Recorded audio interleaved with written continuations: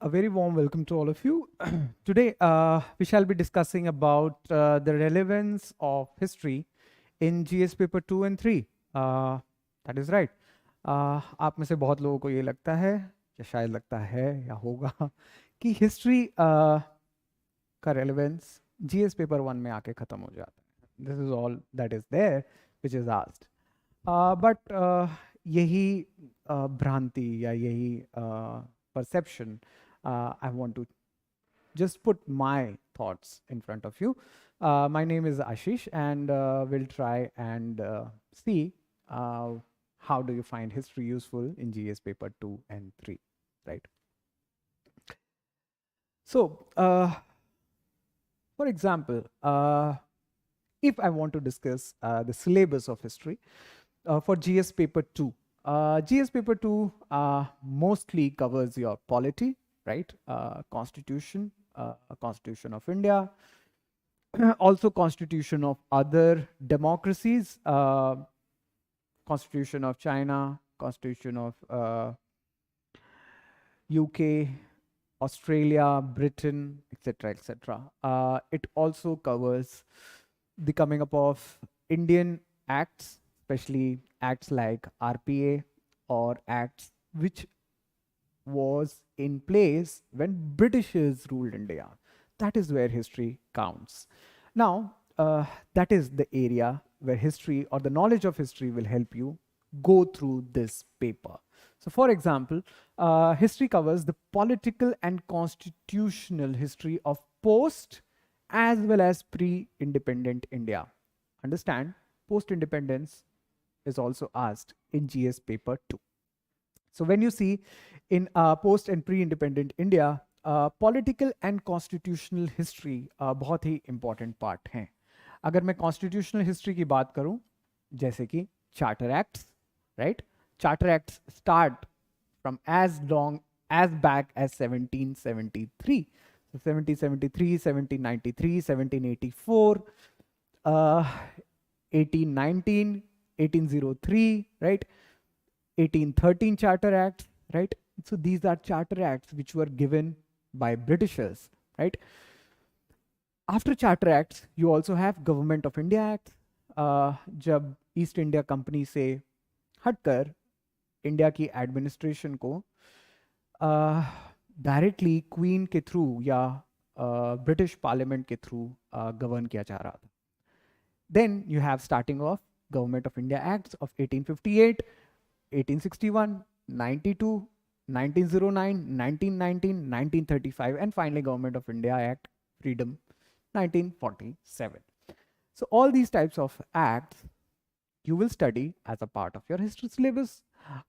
Most of the time जब आप political science पढ़ रहे हैं या जब आप GS paper 2 की study कर रहे हैं, तो आपको इन acts के through सिर्फ उनके features से अवगत कराया जाएगा. So for example, you must be knowing that the coming up of communal politics starts in India from 1909 Morley-Minto Act. But ऐसा क्यों हो रहा है, right? क्या ये सबसे पहला communal policies इंडिया में एक्ट के थ्रू आया, right? या इसकी historical background क्या है? For example, 1919 Act, Government of India Act, is known again for bringing diarchy into India. Dual rule into India, right? Governors के पास कुछ पावर हैं, गवर्नमेंट के पास कुछ पावर्स हैं. गवर्नर्स पॉपुलर मिनिस्टर्स को काम नहीं करने दे रहे थे, पावर्स डिवाइडेड थे, फाइनेंसेस डिवाइडेड थे, सो ऑन सो फोर्थ.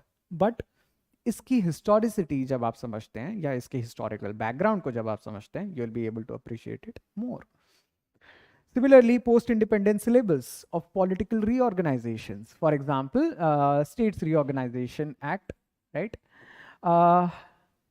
कौन से स्टेट के मूवमेंट से स्टार्ट होती है? तो 1956 स्टेट्स रीऑर्गेनाइजेशन एक्ट, जब लैंग्वेज के बेसिस पे स्टेट्स बनने के सवाल पे इंडिया में बहुत बड़ी मुहिम छिड़ी. हमारे कॉन्स्टिट्यूशन मेकर्स नहीं चाहते थे कि इंडिया में लैंग्वेज के बेसिस पे स्टेट्स बने, राइट? जवाहरलाल नेहरू, सरदार वल्लभ भाई पटेल, पट्टाभी सीतारमैया, ये कुछ ऐसे लीडर्स थे जो इस व्यू के खिलाफ थे.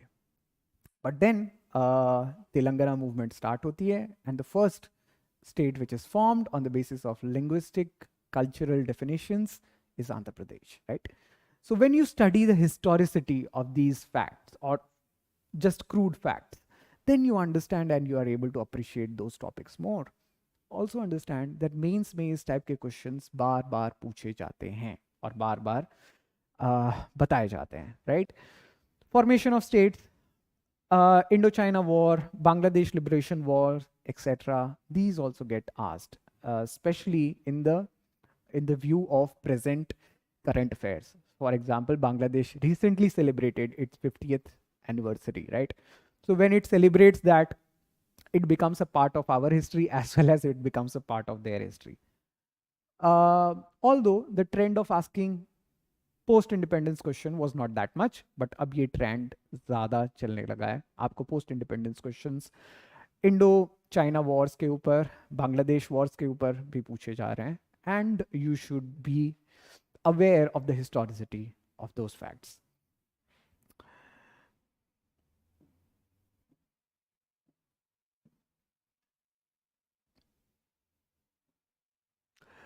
International relations is a very important part of your GS paper 2. For example, आपको लेगेसी वर्ल्ड प्रॉब्लम्स के ऊपर क्वेश्चंस पूछे जाएंगे, जैसे कि रशिया यूक्रेन वॉर्स या inefficiency of UNSC. For example, क्या रशिया की ये पहली वॉर है यूक्रेन के साथ? No. Eastern question is a very important understanding with relation to Russia. क्या आपको पता है कि रशिया हमेशा अपने ईस्टर्न फ्रंटियर्स और अपने वेस्टर्न फ्रंटियर्स दोनों को एक्सपैंड करने में लगा था. Not just at the time of Soviet Russia, not just at the time of Leninist Russia when revolution happens in Russia in 1917, but even before that. So Tsar also wanted to solve the Eastern questions on the Eastern parameters as they were called, and Russia was always out on war. So you have Russo-Japanese War, a very famous war in 1905, जिसमें Russia को Japan हराता है, and that created a lot of inspiration for other revolutionary activities or for other revolutionary republicans. Then, for example, Afghanistan problem, very recent in current affairs. क्या आपको लगता है कि अफगानिस्तान ने US को सिर्फ यही एक वर्ल्ड पावर है जिसे अफगानिस्तान ने हराया है? No. Afghanistan was able to remove Russia and before Russia to remove Britishers.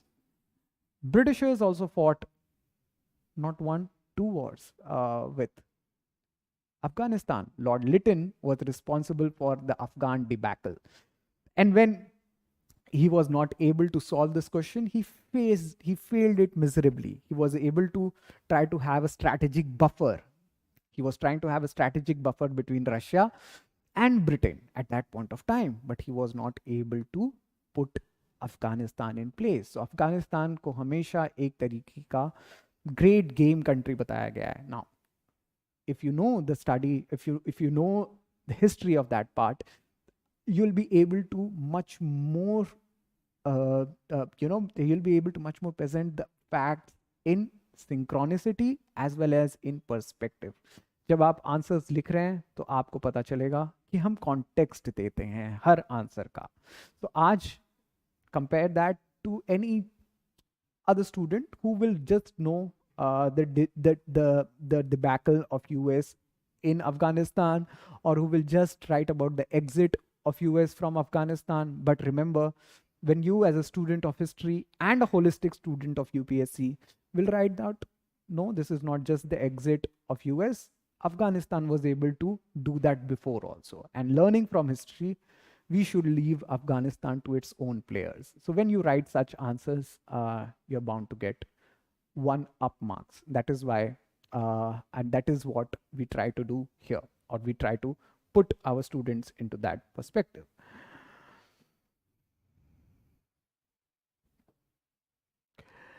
You have some problems. We have already discussed that. I try to show you through some lingo. For example, this is the logo of NATO, for which the expansion of which has irked Vladimir Putin, and he sorts of tried to make Ukraine as a scapegoat. I want you to identify these two very important logos. Okay, let me just give you a hint, or what is a hint if I'll give you an answer. This is the logo of EU. In the comments, I want you to write about the organization which is represented through this logo, and it has a direct relation to NATO. It is actually in opposition to NATO. Okay.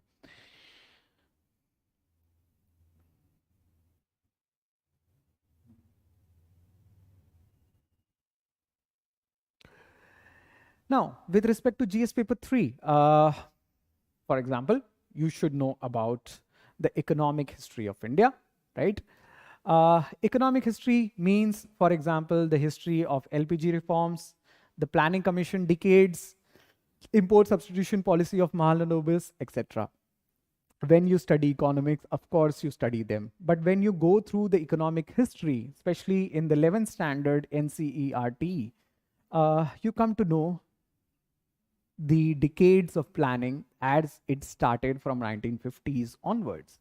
And then you'll be able to appreciate the decades or the plannings, for example, Garibi Hatao, or the coming up of hybrid varieties of seeds, or the import substitution plan, or the coming up of LPG reforms, and you will be able to put them in perspective. For example, environmental questions about pre and post India's forest policy, colonial policy of tribal seclusion, or colonizing the resources of forest. Indian Forest Service के लगभग हर mains के questions इस section से आते हैं, लगभग हर mains के सारे. For example, in 2018 mains, this question was asked that discuss how India's forest policy has evolved over time. Also discuss the draft forest policy of India in 2018.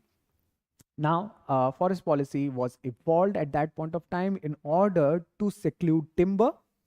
And when timber was secluded, it was used for the construction of railways. So you have a direct correlation. The first railways was bought out during the time of Lord Dalhousie, right? And he became the person who was also able to connect most of the cotton producing areas from hinterland to ports. So for example, Deccan part of India was able to harness cotton, and the first time the railway lines came from Mumbai to Thane, right? Why Mumbai to Thane? Why do you think that way? Because this was a very rich cotton producing area. Cotton, railways, timbers. I hope you are able to make connections.